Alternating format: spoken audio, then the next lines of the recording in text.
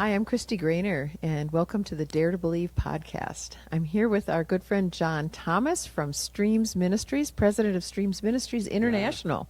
And John's, we've been having fun today. We have been having fun. We've been So recording good. a series of podcasts. I hope you've listened to them all. If you haven't, go back and listen to our former podcast. But we've been doing some dream interpretation, and that's what we're going to do. And actually, before we do more dream interpretation, we were talking about language. Yes. And this really, dream interpretation, God's way, is really learning all about metaphoric language. And that can be really frustrating and hard for people. So how do you recommend someone learn to be a dream interpreter? And both of us were blessed by Streams Ministries. But before John became president, Streams Ministries was started by a man named John Paul Jackson, who was extremely prophetic. He was a mentor. He was a man of God who taught a lot of people how to understand prophetic language and metaphoric language and understand dreams, right? Yeah. So both of us were blessed by that community. Yes. And that's how we learned to do this, is through the community, right? Yeah, I mean, there's things that you can learn. We teach in the Understanding Dreams and Visions. Like, this is how you recognize the focus. This is how you recognize the sub-focus, the details.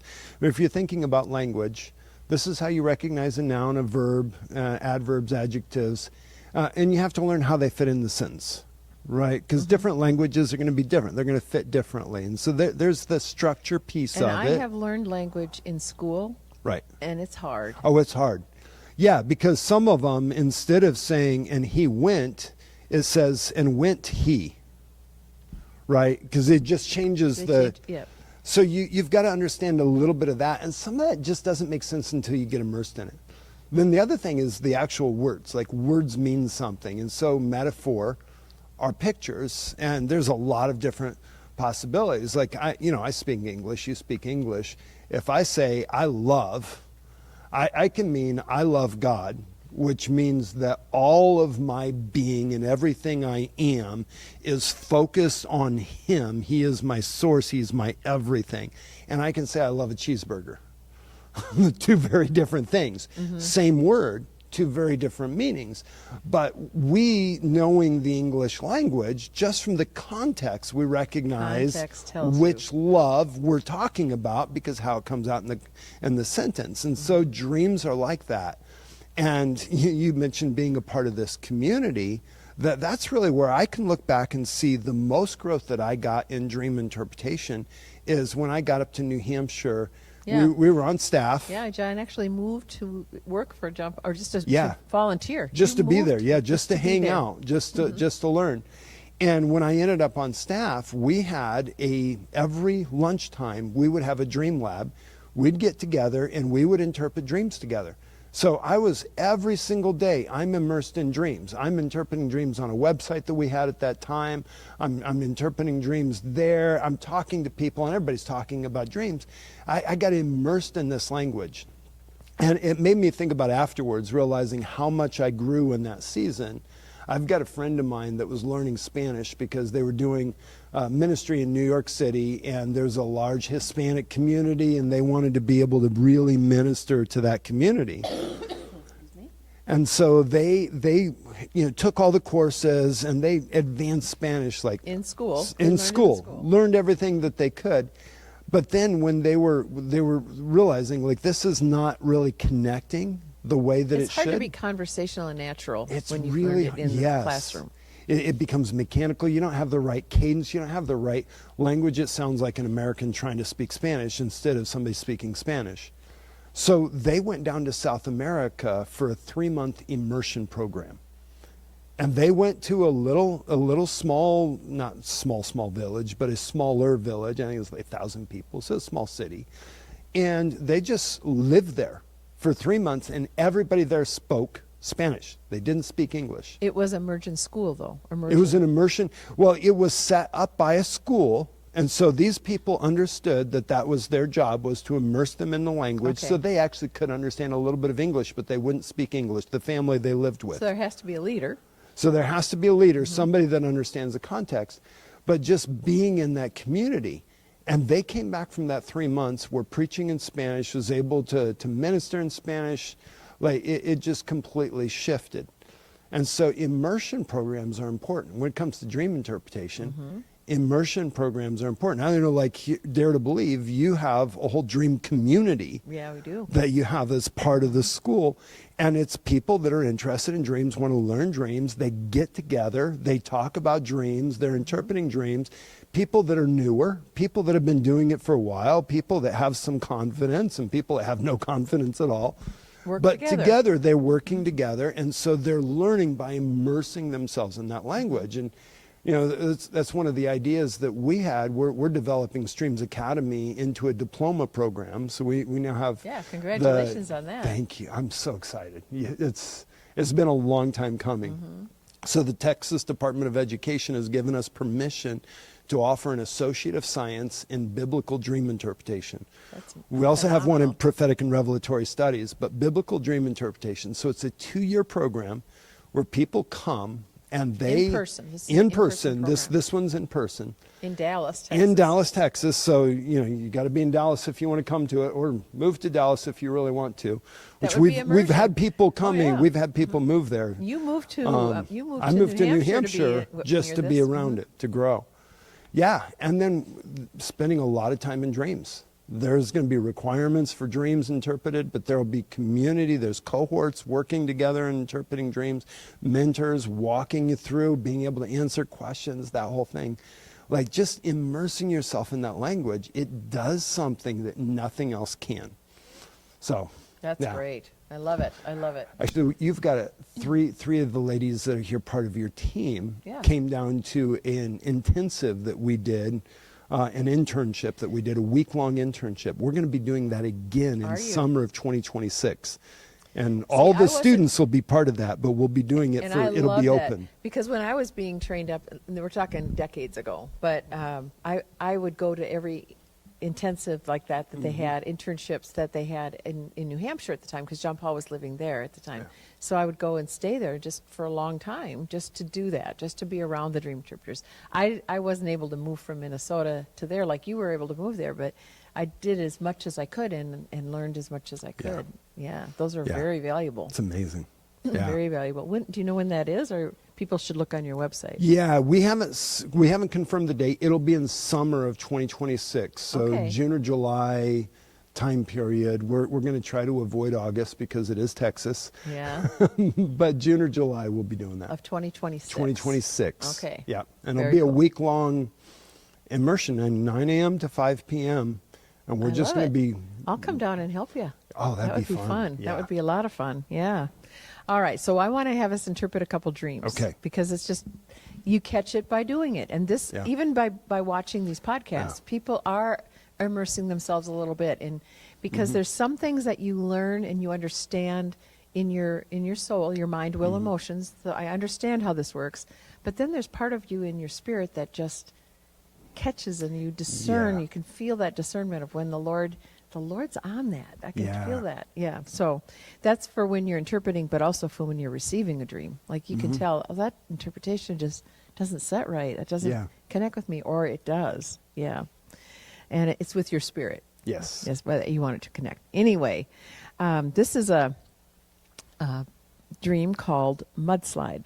The title of this dream is Mudslide. And you're thinking chocolate pie right now, I'm sure. No, I didn't even go there. I actually had an instant picture of a California mudslide and watching a beautiful house just roll down the hill. So, okay. Well, we'll see. Mudslide. Okay, I was walking down a path. On the right side was an embankment approximately 10 feet high with a sloping hillside. On the left was a huge stone wall. As I was walking down the path, a huge mudslide began coming down the path behind me. There was a door on the left of the stone walk that I went into. I closed the door and realized that the mud could come under the door and I could be suffocated. So I opened the door thinking I would rather take my chances and go back outside. As I opened the door, the mudslide began to subside and there was enough room to walk on the left side of the path. As I began walking down the path, I heard a dog whimpering. I picked up the dog and held him close to me to try to save and protect it. The dog was small and white with mud on its back. I continued down the path. Okay. That's the end of the dream. Okay. So, stone wall on the left? Okay. Or embankment on the left? I was walking down the path. On the right side was an embankment. The right side is the embankment. And on the left was a stone wall. The left side is the stone wall. Mudslide coming from behind, running. The door was in the stone wall. Correct. On the left side, going in to hide, but then realizing, wait a second, it can just come in through the cracks, and this wouldn't be good. I'd rather take my chances. And so coming back out, and the mudslide is subsided, able to continue on down the path because there's still an open area, finds the dog. On the left side of the path. Only on the left side of the path. So stone. Okay. So, man, my mind is going so many different ways. You know, the pathway, a common thing in dreams is having a path, right? When there's a path, it's usually the path that you're walking. It's what you're doing in your life. It's just about, this is the journey that you're on, right? So this is a specific moment in their journey. Because sometimes you'll have dreams where you're kind of walking along and then this changes and then there's another scene and then this scene. There's a whole journey. But this is just one. This is an not event. talking about your whole life. This is just talking about a specific season or time period within that life. So that's one piece. Rocks are solid, where embankment and dirt is not solid, right? So dirt can talk about humanity. Like there's on the right side, there's humanity. There's human thinking, human reasoning. Yeah, on more the left frail, side, more fragile. Dirt's not very stable. And rock is more solid. It's more concrete. Could be revelation. So the path that you're walking down, you're surrounded by two different viewpoints. One that seems unwieldy, but it's actually safer. And one that seems attractive, but it's actually more dangerous. Right, because the mudslide is made out of dirt. Now, that didn't fall down and cause the mudslide, but it's part of. It's the same thing that's happening. Yeah. Right. You're recognizing that, so the mudslide, now that's the next piece that I'm trying to figure out. Comes from behind. Right, it comes from behind. So is that coming out of history? Is that coming out of the past? So that would be my first thought, coming from behind. But why mudslide? You know, think about, somebody has mud on their face, the mud splattered on a windshield, they're just throwing mud. Like that idea of mud can talk about like dirt, somebody's got dirt on you, things, negative things out of the past, negative things that have happened. But it doesn't feel, there's not an ownership feel to it. So it doesn't feel like it's their negative things necessarily. Because it's not their mud that's chasing them. It's just mud that's on the path. Oh, interesting. It's coming out of the past. So I'm curious if it is just the history, maybe the history of that walk. Yeah, and it's coming from behind. So it's like she's not walking through it. It's coming from behind. It's coming from behind. So it's even sneaking up on her. Yeah, recognizing there's something. Now think about a mudslide, right? It's overwhelming. Because if you get caught up in a mudslide, you just get moved along. It's overwhelming. It can suffocate. She's concerned that she would suffocate if she stays in. So realizing like there's some places that I can hide in this kind of this firm reasoning that I have, but I can end up getting suffocated by what's going on. I'm going to lose the breath. And she's trying to be safe. She's trying to avoid the yuck that's coming at her. Exactly. Yeah. I'm using a lot of words. Let me just simplify, and instead of trying to explain it all, go about a dream interpretation. Okay. So what I'm doing, like I can feel my mind is just, I'm going here, I'm going here, I'm going here, I'm going here. So I'm just going to try to switch that off. Just grab hold of the spirit and just let it release and see what happens. Great. And then as it's coming out, I am listening to see, is this just my mind now giving words, or is this actually the spirit? So you just talked about a minute ago, feeling the breath on it, feeling the spirit witnessing to it. So in my own interpretation, I'm looking for that same thing. Like, is there actually going to be breath on it? All right. So you felt kind of closed in the direction that you've been going, talking to the dreamer. So let me look at you. You felt kind of closed in the direction that you've been going. There's two different ways of looking at it, and neither one of them seem right. One, it's an embankment. You can't go there. It's kept you hemmed in. The other is very firm and unwieldy, and it's kept you come in. And you realize that there's stuff that's just overwhelming, that something's coming after you that's overwhelming, and you don't want to get caught up in it. And you tried for a moment just to hide in the very solid, firm way of thinking, and you realize, I'm not going to be able to live through this. This is actually going to suffocate me. I need to take my chance, not by trying to remain safe, but by continuing down the path that the Lord has given me to walk. And as you continue to do what you've been called to do, you're actually going to be rescuing others that have good intentions. White is righteousness. A dog could be someone that's loyal, someone that's a friend. But they've been affected. They've been dirtied by the mud, but they've not been smothered. But you're going to be able to help them and bring comfort to them, because the dog was whimpering when you picked it up to comfort it. Yeah, she's trying to avoid something. Trying to avoid something. She's going to have. She's being encouraged through the dream to have courage to just not avoid it. Just go forward. Yeah. And the left side, left and right, can mean things. Right. You want to speak to that a little bit? Well, the right could be what you feel like you have the strength to do, or what you have the faith to do. It's what feels right. Mm-hmm. Where the left is more what you're born to do, or what's kind of out of your destiny, or your inherent, the way that you're built. Yeah. Right. And so the left and right sides of the path are important. So in what she's kind of created to do is what's going to give her the place to do it. She moved forward on the left side of the path. Yeah. Yeah. It's a good dream. That is a good dream. You want to bless her with a blessing for that? Well, yeah. So the intent of the dream is continue down the path. So I bless you to be able to recognize the path that the Lord wants you to walk, and to not allow the fear of what might happen and the fear of being overwhelmed to cause you to close in, but to continue walking down the path that He has given you, and find your heart of compassion, bringing release and comfort to many others that are in pain and hurting. Amen. Yeah. Amen. Amen. Thank you.